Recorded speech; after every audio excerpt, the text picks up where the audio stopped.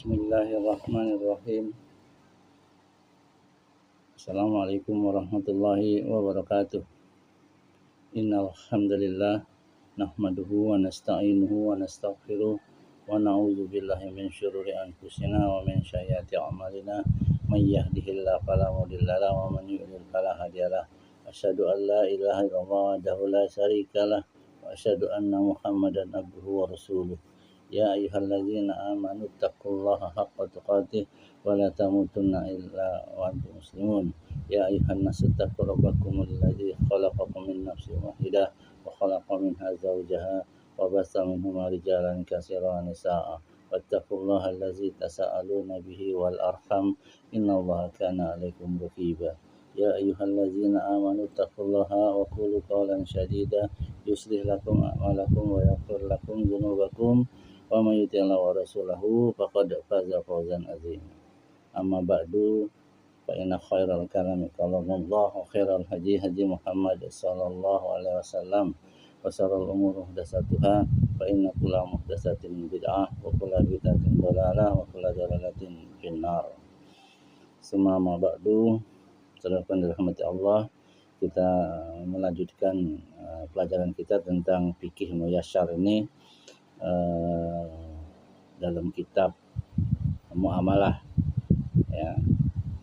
Sudah kita lalui bab 1 sampai dengan bab 10. Sekarang kita masuk ke bab 11, yaitu ijarah ya.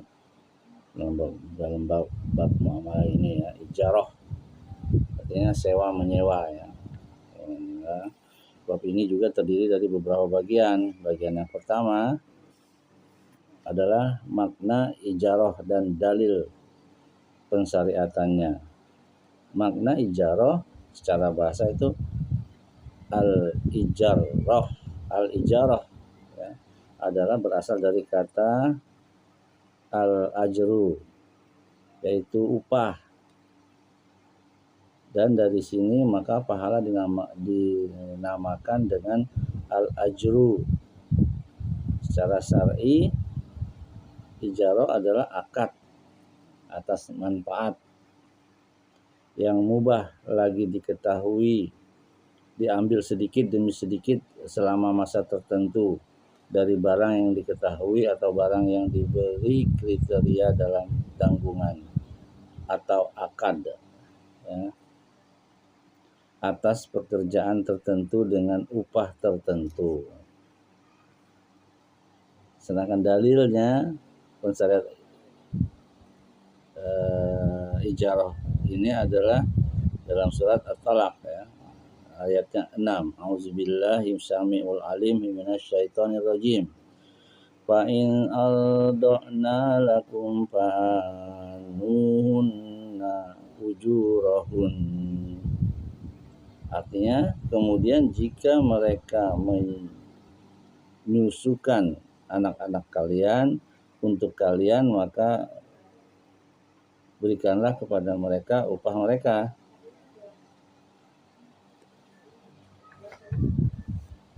Itu dalil yang pertama ya. Dalil yang kedua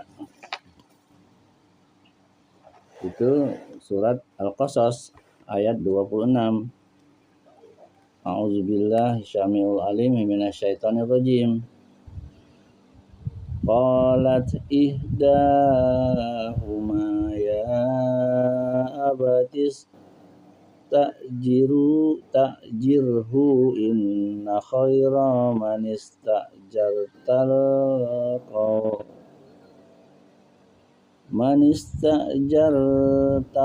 qawiyul amin. Qalat ahdahuma ya abatis ta'jirhu inna khaira man istajartal qawiyun amin. Artinya salah seorang dari kedua wanita itu berkata, wahai bapakku, sewalah dia sebagai orang yang bekerja pada kita, karena sesungguhnya orang yang paling baik yang kamu sewa untuk bekerja pada kita ialah orang yang kuat lagi dapat dipercaya. Al-Qasas ayat 26. Sedangkan dari dalil yang Nabi SAW ya, yang diriwayatkan secara sahih, annan Nabi sallallahu alaihi wasallam wa Aba Bakrin ya, wa Aba Bakrin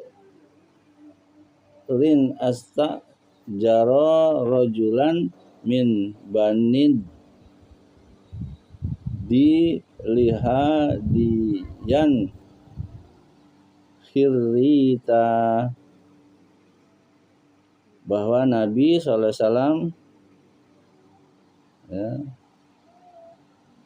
dan Abu Bakrin ya, Abu Bakar menyewa seorang laki-laki dari Bani Ad-Dil sebagai penunjuk jalan yang mahir dan menguasai medan. Ini ketika Nabi mau hijrah ya dari Mekah ke Madinah, dia butuh penunjuk jalan ya, makanya dicari oleh orang yang terpercaya, dibayar ya, sehingga dia tidak boleh bercerita kepada siapapun ya. Ada ancaman bagi siapa yang tidak memberikan upah kepada pekerjanya ya.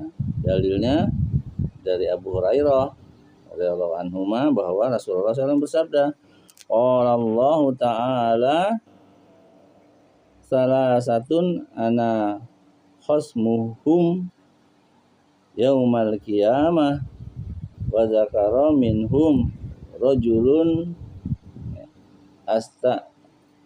jara ajiran wastaufa minhu walam yu'tihi ajrahu. Allah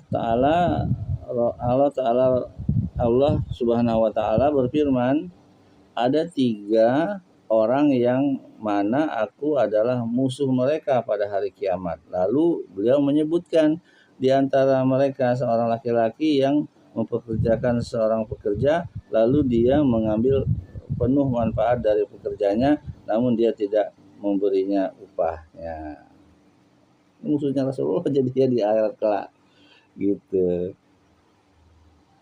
Kalau dia mempekerjakan orang, dia tidak membayar ya, padahal dia sudah mengambil manfaatnya dari pekerjanya itu. Ya, diriwayatkan oleh Al-Bukhari nomor 2027.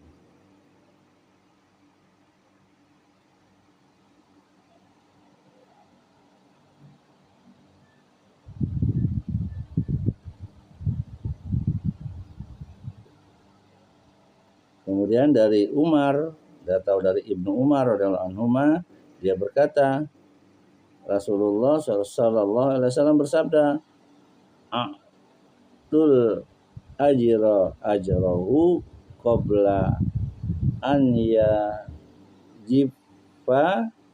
araquhu. Berikanlah upah kepada pekerja sebelum keringatnya kering. Diriwayatkan oleh Ibnu Majah nomor 2443, disahihkan oleh Al-Albani dalam Sahih Sunan Ibnu Majah nomor 1955. Kemudian yang itu bagian pertama ya, daripada sewa menyewa tadi itu ya, ijarah.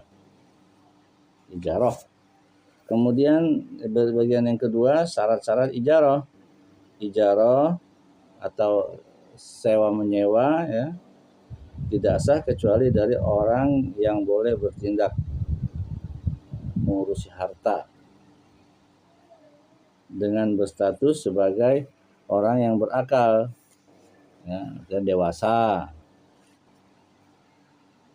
dan bertindak lurus, artinya jujur ya. 2, hendaklah keadaan manfaat jasa yang disewakan itu diketahui, karena manfaat jasa tersebut adalah objek yang diakad, maka disyaratkan harus mengetahui sebagaimana jual beli.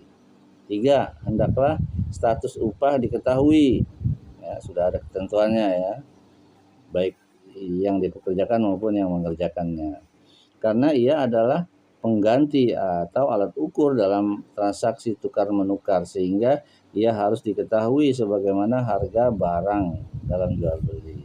4. Hendaklah status manfaat jasa merupakan suatu manfaat yang mubah, maka tidak sah ijarah atas transaksi perjinaan atau perjinaan, nyanyian, jual beli alat-alat permainan yang melalaikan, alat-alat musik pun juga tidak sah ya. Kondisi manfaat jasa bila diambil secara penuh, sehingga tidak sah ijarah atas sesuatu yang manfaatnya tidak bisa diambil, seperti menyewa orang buta untuk menjaga sesuatu yang memerlukan penglihatan. 6. Hendaklah manfaat yang disewakan adalah milik sah penjual jasa atau diizinkan olehnya. Karena ijarah adalah jual beli manfaat, maka hal itu disyaratkan di dalam transaksi tersebut seperti jual beli. Nah, misalnya itu tadi orang yang memang dimiliki oleh tuannya, kemudian dia diperkerjakan, nah itu ada perjanjian di situ. Perjanjiannya antara tuannya dengan orang yang dikerjakan, orang yang mau mengerjakannya tadi. 7. Hendaklah masa ijarah diketahui hingga tidak sah ijarah untuk waktu yang tidak diketahui, karena ia menyebabkan perselisihan. Ya, berapa lama? Sebulan, 2 bulan, tahun. Ya.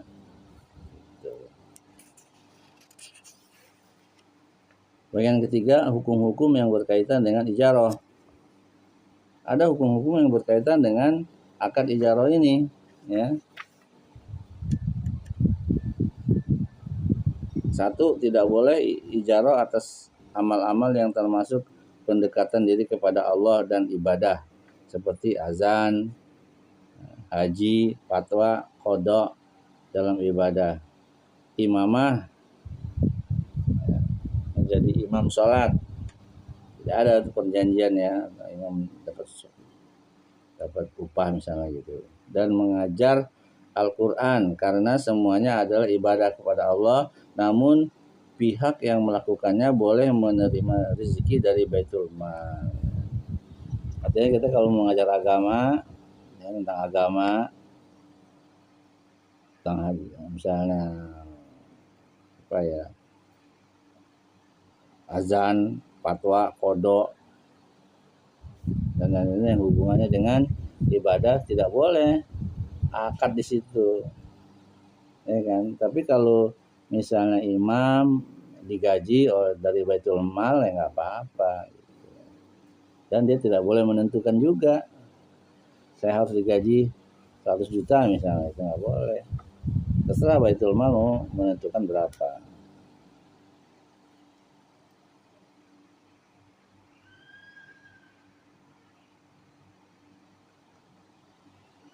Dua, pihak yang menyewakan harus menyerahkan barang yang disewakan kepada pihak penyewa untuk diambil manfaatnya. Penyewa wajib menjaga barang yang disewa dan membayar upah di waktu yang disepakati. 3. Tidak boleh membatalkan akad ijarah oleh salah satu dari kedua belah pihak, kecuali dengan kerelaan dari pihak yang lain. Bila salah satu dari keduanya meninggal sementara barang yang disewakan masih ada, maka akad tidak batal dan dilanjutkan oleh ahli warisnya. 4. Ya. Akad ijarah batal manakala barang yang disewakan rusak atau habis manfaatnya, seperti hewan yang disewa mati atau rumah yang disewa roboh. Nah, jadi batal ya ijarahnya. Jadi dianggap selesai aja sudah, karena sewa binatang mati, rumah roboh, udah selesai. Saudaraku rahmati Allah, itulah bab yang ke-11. Sekarang bab yang ke-12. Mujaraah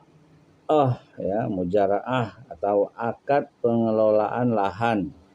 Seperti tanah kita sewa gitu ya. Digunakan untuk berkebun misalnya. Itu ya, namanya mujaraah. Dan musaqah. Musaqah ini akad perawatan tanaman ya. Bab ini terdiri dari beberapa bagian ya. Yang pertama itu makna dan hukumnya. Makna mujaraah dan musaqah adalah menyerahkan lahan kepada pihak yang mengelolanya atau menyerahkan benih kepada pihak yang menanamnya dan mengurusinya dengan upah sebagian bersama yang diketahui persentasenya yang diambil dari hasilnya. Sedangkan al-musaqah adalah menyerahkan pohon yang sudah tertanam yang jelas diketahui yang mempunyai buah yang dapat dimakan kepada pihak yang mengurusinya dengan upah tentunya ya, bagian yang bersama dengan bagian bersama yang diketahui persentasenya juga yang diambil dari hasilnya. Ini upahnya dari hasil juga bisa ya, atau bagi hasil gitu bisa. Tapi tentu ada akadnya di situ ya. Hubungan antara muzara'ah dan musaqah, bahwa akad muzara'ah terjadi pada tanaman, yakni bahan makanan pokok seperti biji-bijian, sedangkan akad musaqah terjadi pada pepohonan seperti kurma. Pada keduanya, pengelolaan mendapat bagian yang diketahui dari hasil produksinya. Hukum muzara'ah dan musaqah. Kedua akad ini disyariatkan, keduanya termasuk akad yang boleh karena masyarakat membutuhkan keduanya ya. Dalilnya dari Ibnu Umar radhiyallahu anhu anna Rasulullah sallallahu alaihi wasallam amala ahla khaira bi rima yakhruju minha min samarin au zar'in, bahwa Rasulullah SAW mempekerjakan penduduk Khaybar dengan upah setengah hasil bumi yang keluar darinya berupa buah-buahan atau biji-bijian ya. Jadinya muttafaqun alaih ya. Bagian yang kedua, syarat-syarat keduanya, hendaklah status pelaku akad adalah orang yang boleh bertindak sehingga akad itu tidak terjadi kecuali dari orang dewasa mereka dan bertindak benar ya. Itu selalu ya, orang berakal lah. Dua, hendaklah status pohonnya diketahui dalam akad musaqah dan benihnya diketahui dalam akad muzara'ah. Tiga, hendaklah keadaan pohonnya memiliki buah yang bisa dimakan seperti kurma dan yang sejenisnya ya. 4. Hendaklah pekerja mendapatkan bagian bersama yang diketahui persentasenya dari buah-buahan atau pohon hasil kebun atau hasil panen biji-bijian seperti bagian 1/3, 1/4 dan seterusnya ya. Bagian ketiga, hukum-hukum yang berkaitan dengan keduanya. Ada beberapa hukum yang berkaitan dengan akad muzara'ah dan musaqah.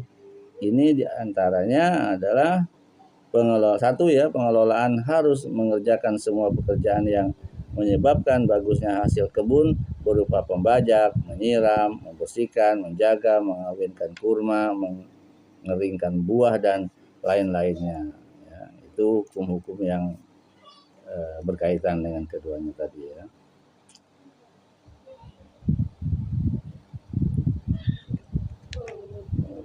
Muzara'ah tadi ya dan musaqah.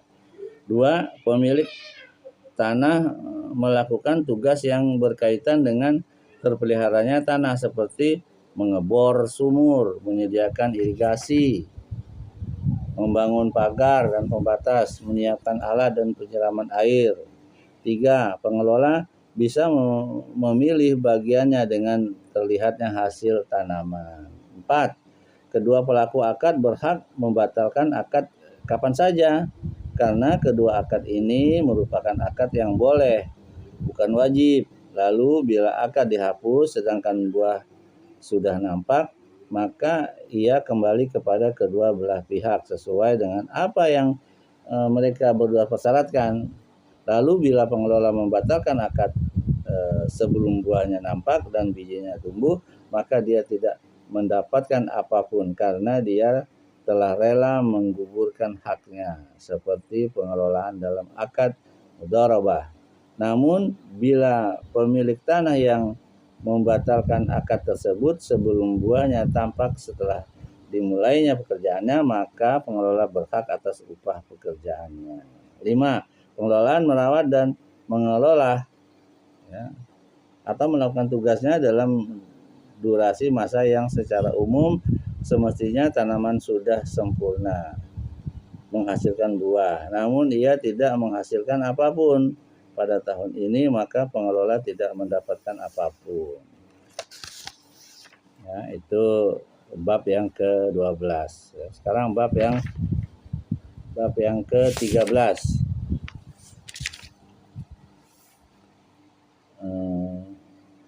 Sub'ah dan jiwar.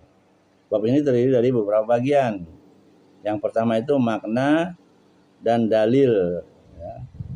Pengertian sub'ah, as-sub'ah adalah hak rekan mengambil alih bagian rekanannya dari pihak yang bagian itu berpindah tangannya dengan ganti pembayaran harta imbalan. Dinamakan demikian karena pemilik hak sub'ah termasuk atau memasukkan barang yang dijual ke dalam miliknya sehingga ia menjadi genap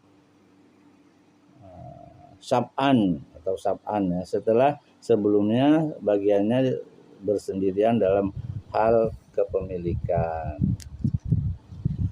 Nah, ini bentuk kerjasama juga ya. Ada yang berkata sub'ah adalah hak pemilik secara paksa yang dimiliki oleh rekanan lama terhadap rekanan baru yang timbul karena syarikah demi menepis mudarat.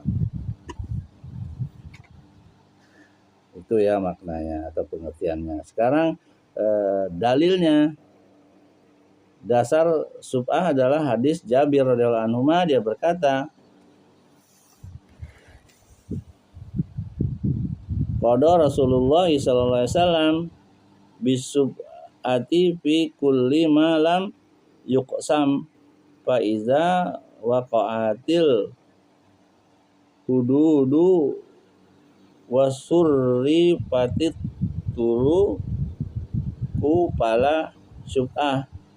Rasulullah SAW memutuskan sub'ah pada segala sesuatu yang belum dibagi, lalu bila batasannya sudah tetap atau status sudah tetap dan jalan-jalan sesudah dijelaskan, maka tidak ada sub'ah di situ ya.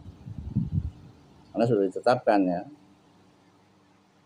Sedangkan riwayat lain Rasulullah SAW memutuskan sub'ah pada setiap kepemilikan bersama atau bersarikat ya yang belum dibagi, yaitu tanah atau kebun. Tidak halal bagi pemiliknya untuk menjualnya sehingga dia memberitahu rekannya. Lalu bila rekannya berkenan maka boleh mengambilnya, dan bila dia berkenan maka dia boleh melepasnya. Lalu bila dia menjualnya dalam keadaan belum memberitahu ke rekannya, maka rekanan tersebut lebih berhak dengannya. Nah, diriwayatkan oleh Muslim nomor 1608 dan 34 ya.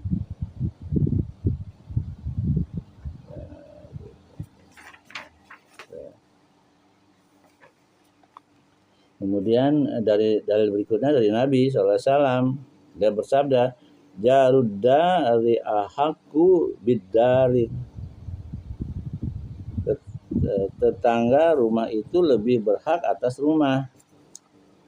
Ya.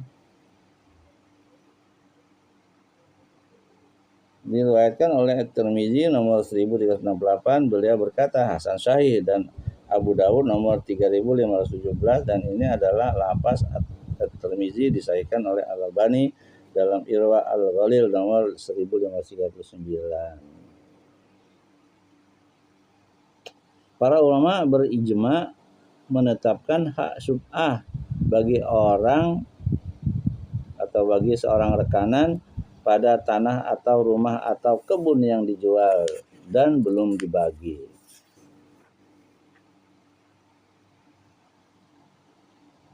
Dari sini dapat diketahui bahwa pensyariatan syub'ah berdasarkan as-sunnah dan ijma.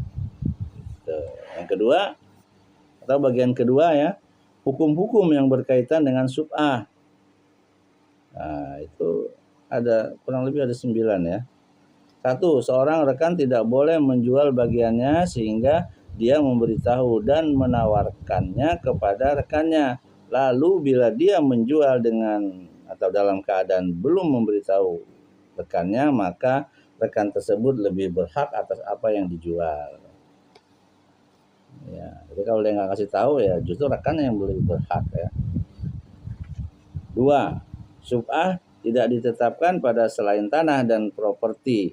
Tidak ada syub'ah pada benda-benda bergerak seperti hewan misalnya ya, perabotan dan lain-lainnya. 3. Syub'ah adalah hak syar'i. Tidak boleh melakukan tipu muslihat untuk menggugurkannya karena hak itu ditetapkan dalam rangka menepis mudarat dari rekanannya.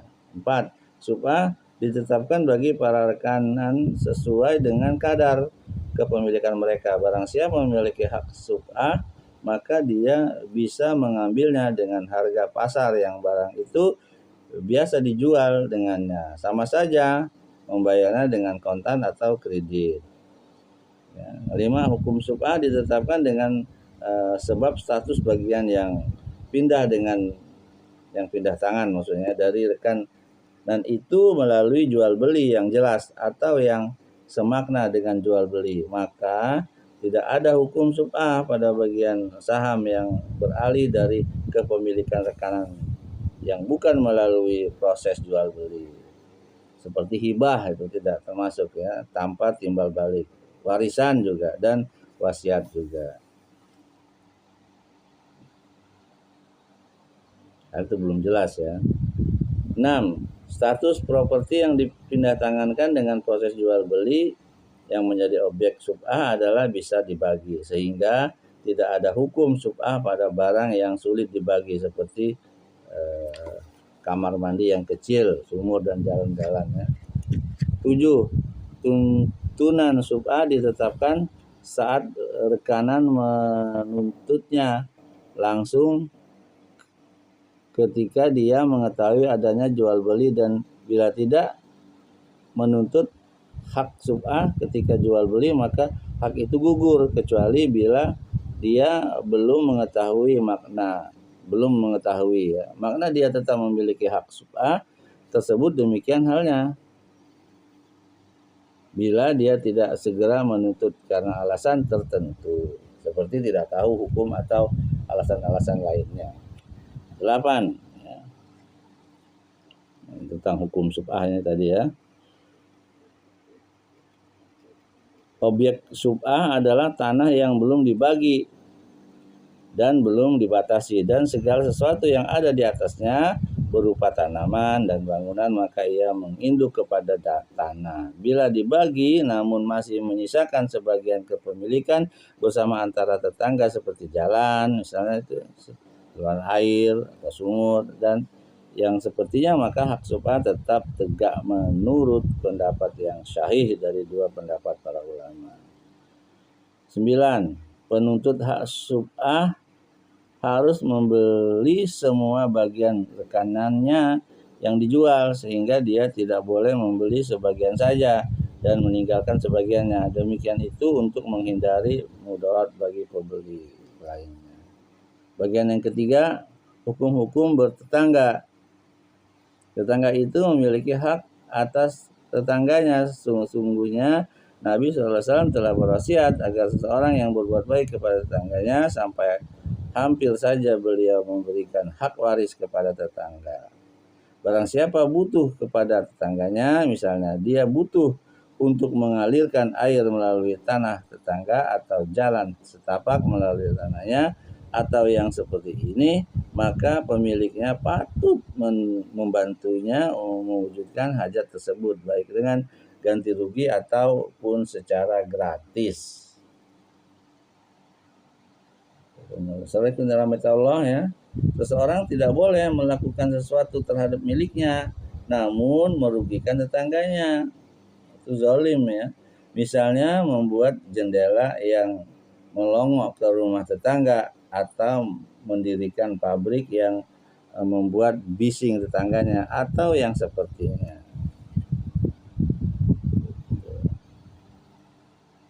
Bila di antara mereka ada tembok milik bersama, maka salah seorang dari pemiliknya tidak boleh bertindak terhadapnya dengan memasang kayu kecuali saat darurat. Misalnya dia memerlukannya ketika memasang atap, karena maka tetangganya pun tidak patut menghalanginya untuk memasang atapnya berdasarkan sabda Nabi SAW ya.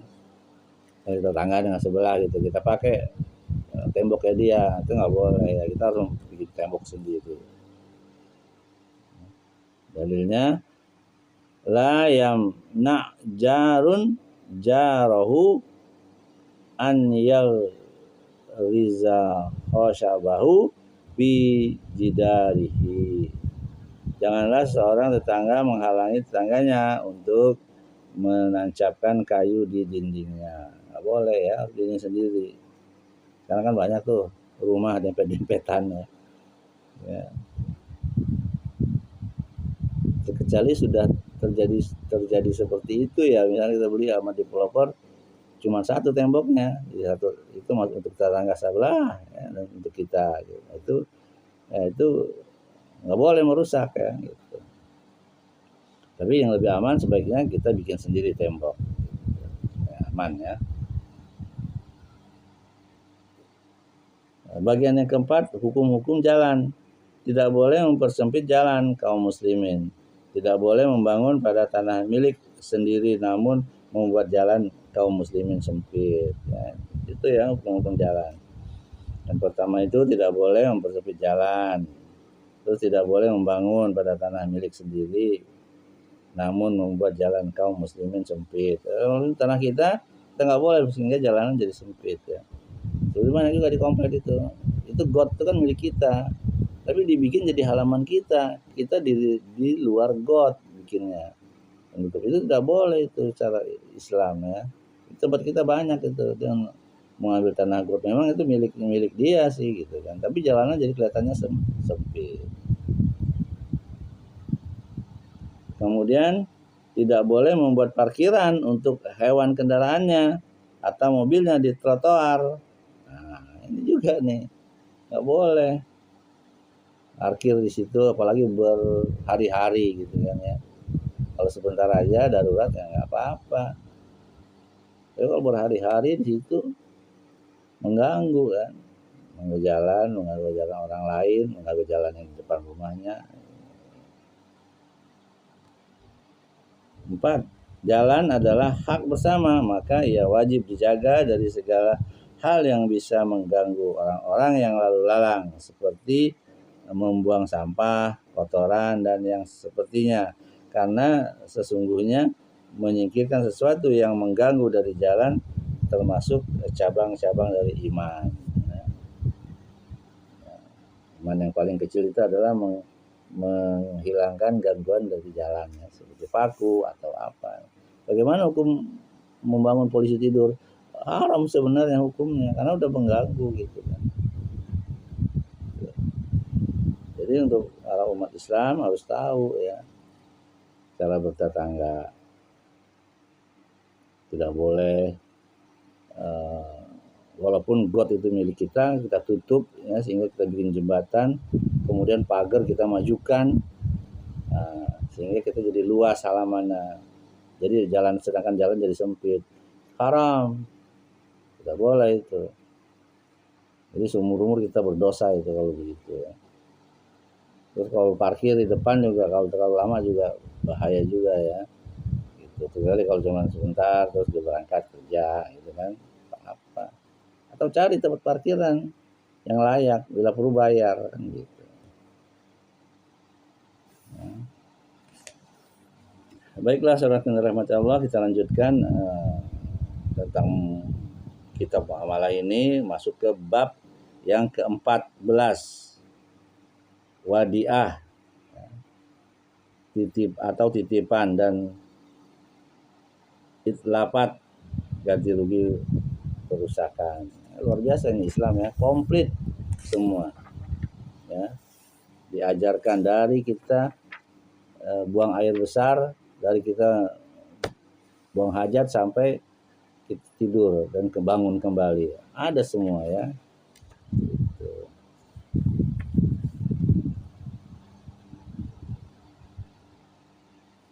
Ya, bab ke-14 ini wadiah, artinya titipan, itlafat, artinya ganti rugi atau perusakan ya, rusak diganti. Bab ini terdiri dari beberapa bagian ya. Yang pertama itu definisi dan dalil pensyariatannya. Definisinya, al-wadiah adalah barang yang ditaruh oleh pemilik ya, atau wakil di tangan orang yang menjaganya tanpa upah. Dalilnya wadiah ini firman Allah dalam surah Al-Baqarah 283 ya, fal yu ya, a'udzubillahi minasyaitonirrajim, fal yu'addil lazi ya,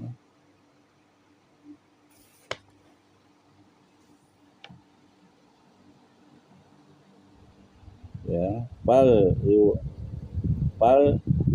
yu'addil lazi tumina amanatahu.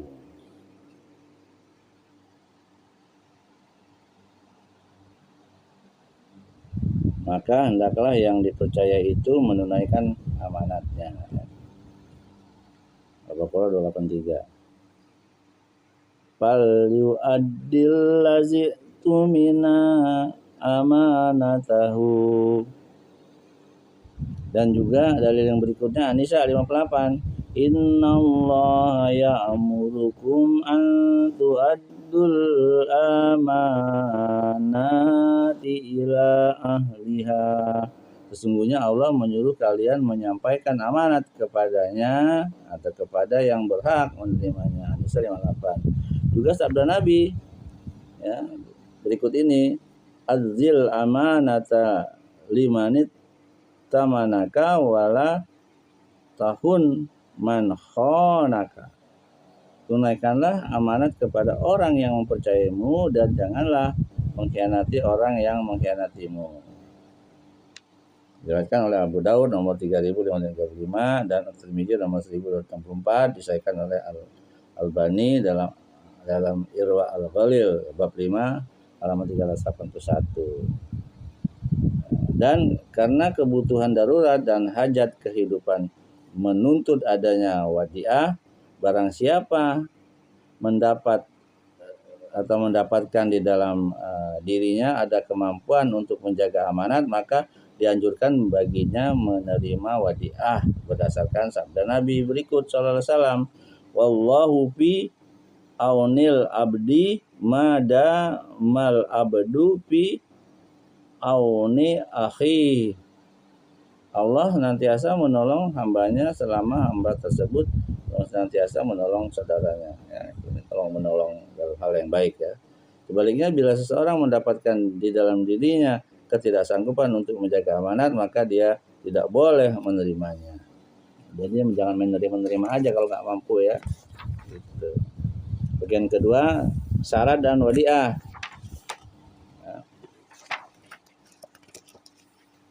Bagian kedua itu syarat sah wadiah. Akad ini hendaklah dilakukan oleh pihak yang boleh bertindak dalam kurung mengurusi harta ya, untuk orang yang statusnya sepertinya, yakni boleh mengurus harta pula, sehingga bila seorang yang boleh bertindak atau mengurus harta menitipkan barangnya kepada anak-anak atau orang gila atau orang bodoh, lalu pihak yang dititip itu merusakkan barang tersebut, maka dia tidak bertanggung jawab karena dia sendiri yang salah. Ya. Salah yang menitipkan ya, loan namanya. Orang gila, orang bodoh, orang nggak berakal dititipin. Dan bila anak kecil atau pihak yang sepertinya menitipkan barangnya kepada orang lain, maka pihak yang dititip itu menjadi penjamin karena dia melanggar sahnya wadiah dengan menerima titipannya. Bagian yang ketiga, hukum-hukum yang berkaitan dengan wadiah. Ya, wadiah ini titipan ya, tadi itu ya. Adalah amanat di tangan pihak pemegang titipan. Dia tidak bertanggung jawab atasnya selama tidak melalaikan, karena ia adalah suatu amanat yang sama dengan amanat lainnya. Orang yang dipercaya itu tidak bertanggung jawab bila tidak melakukan pelanggaran berdasarkan sabda Nabi berikut ini sallallahu alaihi wasallam, la doma na'ala mu'taminin. Tidak ada kewajiban bertanggung jawab atas pihak yang dipercaya menjaga barang titipan. Diriwayatkan oleh Ad-Daraqutni nomor 4113 dan Al-Baihaqi bab 5 nomor halaman 209, dihasankan oleh Al-Albani ya, dengan kumpulan jalan-jalan periwayatannya, dan Irwa Al-Ghalil nomor 1547. 2. Bila pemegang titipan melakukan pelanggaran pada barang titipan atau lalai dalam menjaganya, maka dia bertanggung jawab bila harta titipan itu rusak karena dia dihukumi sebagai perusak barang orang lain. Ya, kalau kita dititipin barang, nah kita jaga. Kalau kita dititipin motor juga nggak boleh dipakai, kecuali minta izin ya, dan dibolehkan. Gitu. 3. Pihak pemegang titipan wajib menjaga barang titipan di tempat terjaga menurut kebiasaan umum, karena Allah Tabaraka wa Ta'ala memerintahkan untuk menunaikan amanat kepada pemiliknya, dan hal ini tidak mungkin terwujud kecuali dengan menjaganya, karena tujuan wadiah adalah menjaga, dan pihak yang dititipi wajib melakukan penjagaan. Bila dia tidak melakukannya, maka berarti dia telah melakukan tidak melakukannya kewajiban tersebut ya, berdosa dia ya, harus mengganti kan kalau dia tidak menjaganya. 4. Pihak pemegang titipan boleh menyerahkan barang titipan itu kepada pihak yang biasa menjaga hartanya menurut kebiasaannya, seperti istri, budak, ya, pelayan, dan penjaganya. Bila barang titipan rusak di tangan mereka tanpa ada pelanggaran dan kelalaian, maka tidak ada tanggungan atas mereka. Maksudnya dititipkan ya, yang bertanggung jawab tetap aja yang pertama ya, pihak pertama yang dititipkan. 5. Pihak pemegang titipan tidak boleh menyerahkan barang titipan itu kepada orang lain tanpa ada uzur. Ya.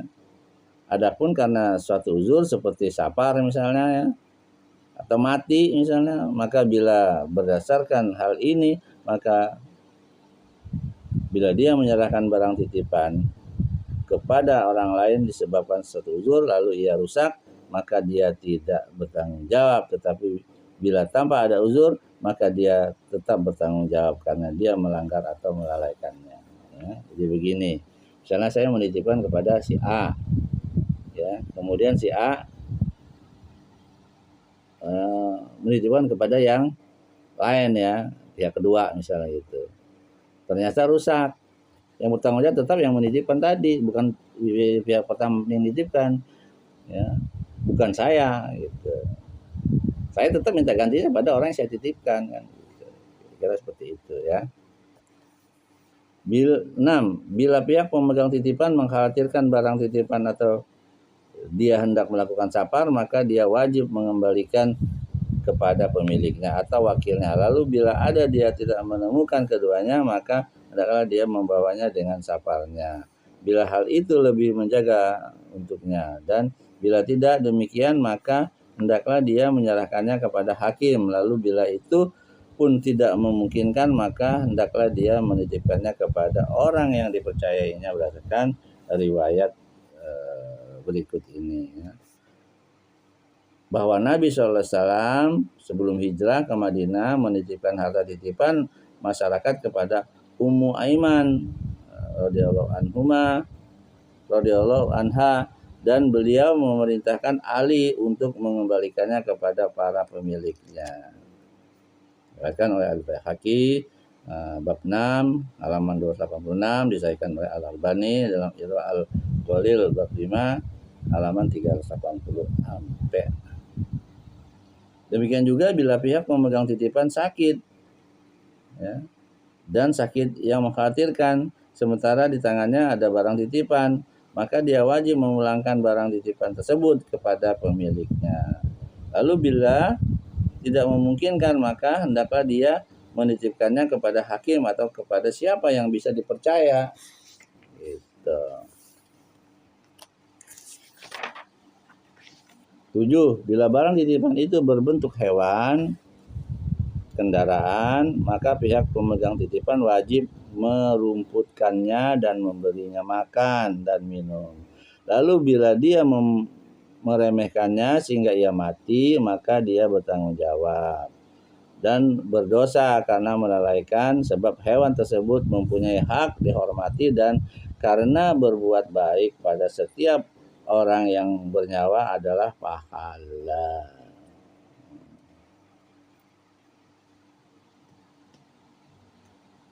Maksud biara kucing ya, barangkali seperti itu.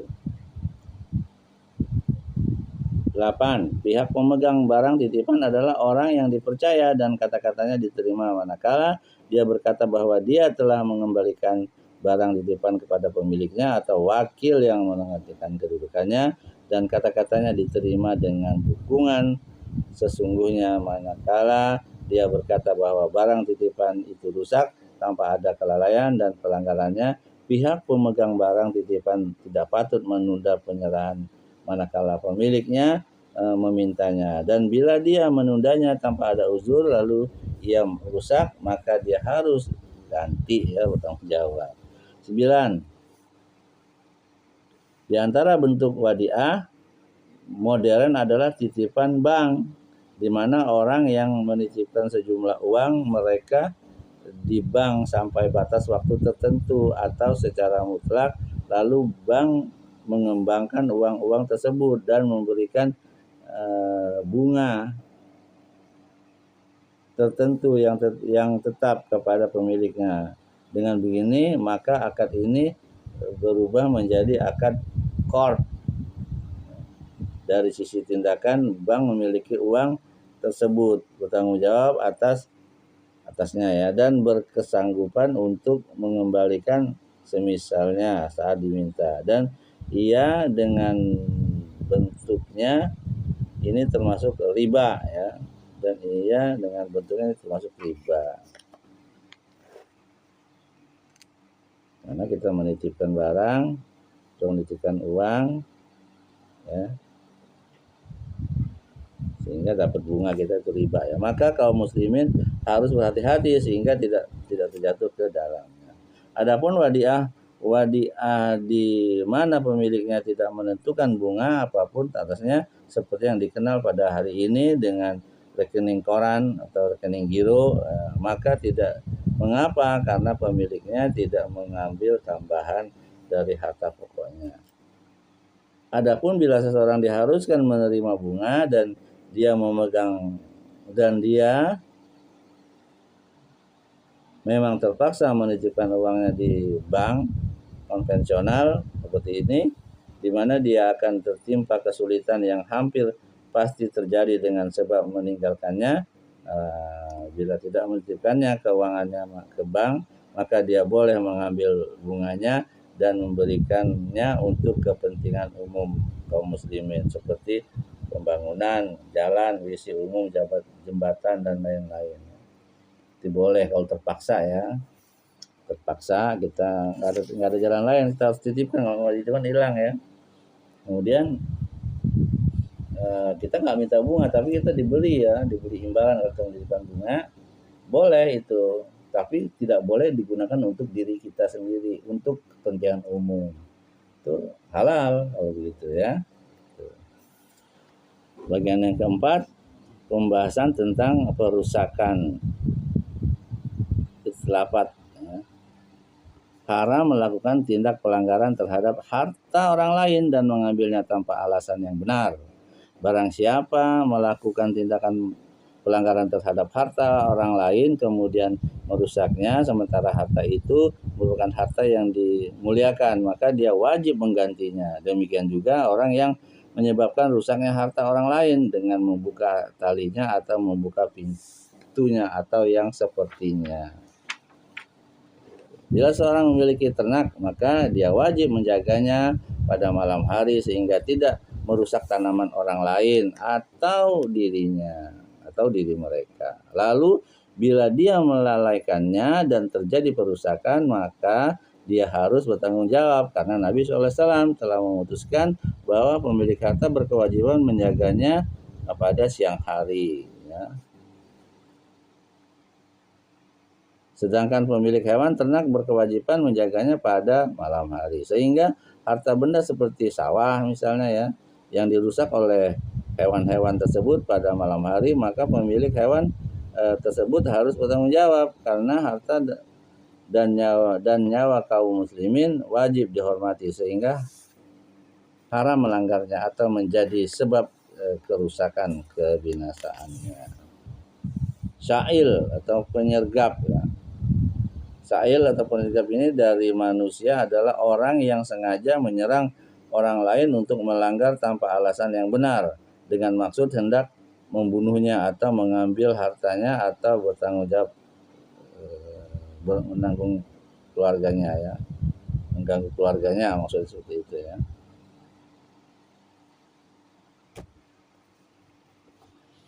Baik dari kalangan manusia atau hewan, bila tidak bisa dilawan kecuali dengan membunuhnya, lalu yang diserang membunuhnya, maka tidak ada tanggung jawab atasnya karena dia membunuh dalam rangka membela diri berdasarkan sabda Nabi berikut, man urida maluhu bi ghairi haqqin faqatala faqutila fahuwa syahidun.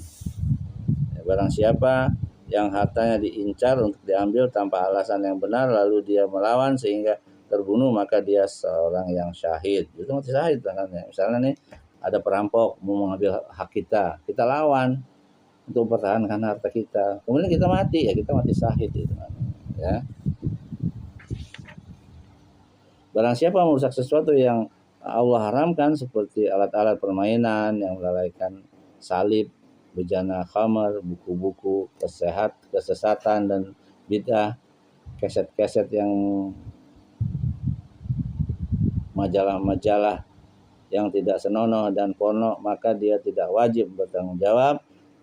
Akan tetapi perusakannya tidak mutlak dibebaskan. Sebaiknya ia harus diikat dengan aturan pemimpin dan di bawah